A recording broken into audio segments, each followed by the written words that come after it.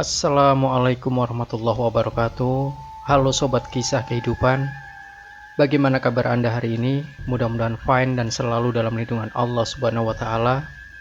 Senang sekali kami bisa kembali hadir menjumpai Anda, dan untuk kesempatan kali ini kami akan berbagi satu kisah nyata horor yang berjudul Misteri Wanita Diperkosa Makhluk Gaib. Kejadian berawal ketika suami Wanti pergi bekerja.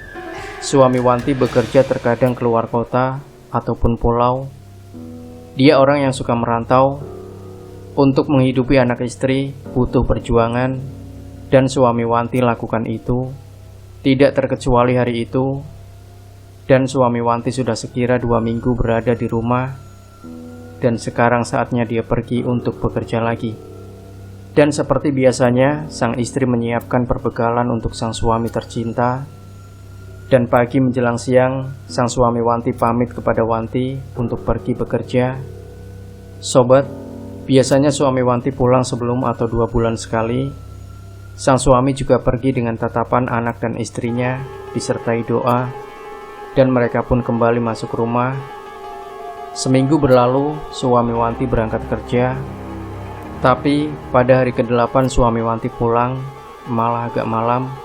Wanti cuma bertanya waktu itu, "Pah, kenapa cepat sekali pulangnya?" Suaminya cuma hiraukan.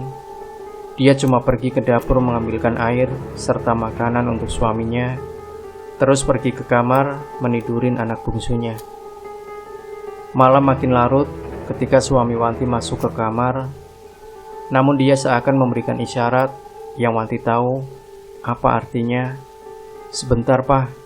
Menengok anaknya yang tertidur pulas, dan dia pun mengangguk dan bangkit mengikuti suaminya ke kamar sebelah. Selayaknya suami istri mereka lakukan di kamar itu, dan malam makin sepi sampai tidak terdengar ada percakapan lagi. Hal tersebut dialami Wanti sebanyak 4 kali karena suaminya pulang malam minggu sekali. Namun ada hal yang Wanti rasakan aneh. Kenapa? Dia tidak tahu. Namun sepertinya ada keanehan akan suaminya. Bicaranya seperlunya atau hal-hal yang dia rasa janggal. Dan dia tepis itu dan cuma berpikir, mungkin suaminya kelelahan atau ada masalah dalam pekerjaannya. Yang dia tahu suaminya tersenyum dan dia merasakan hal itu agak misterius juga. Namun buat apa mikirin itu? Itulah pikiran Wanti pada saat itu. Dan sekarang dia kerap merasakan mual. Rupanya dia mengandung bayi lagi hingga saat suaminya pulang.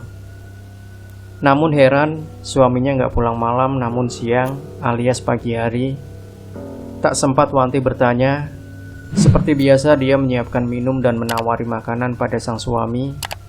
Sementara anak-anaknya terlihat kegirangan membuka oleh-oleh yang bapak mereka bawa. Dan di sela duduk berdua masih berusaha mengeluarkan rasa penasaran pada suaminya. "Tumben, Pak, kenapa nggak pulang malam?"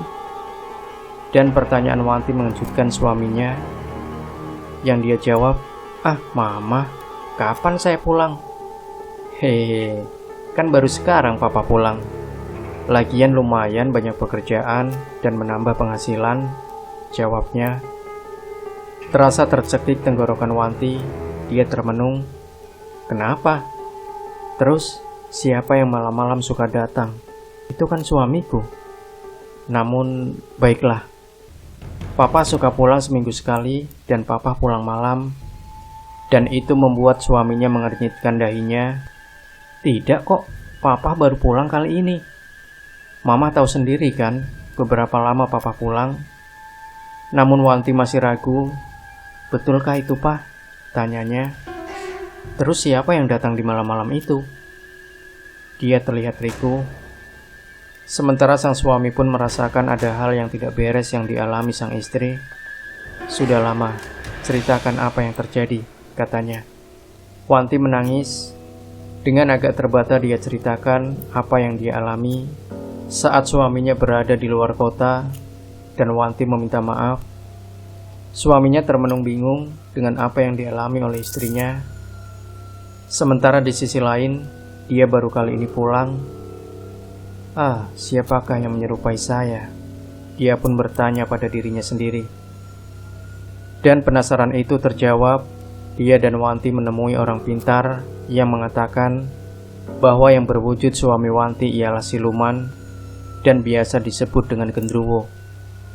Dia bisa menyerupai seseorang dan melakukan hubungan intim dengan manusia, dan dia hati-hati.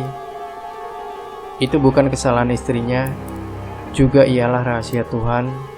Yang terpenting kita menerima apa yang terjadi, dan sementara bayi yang di dalam kandung biarlah terlahir, karena seorang bayi tiadalah berdosa, selain orang tuanya lah yang melakukan dosa itu.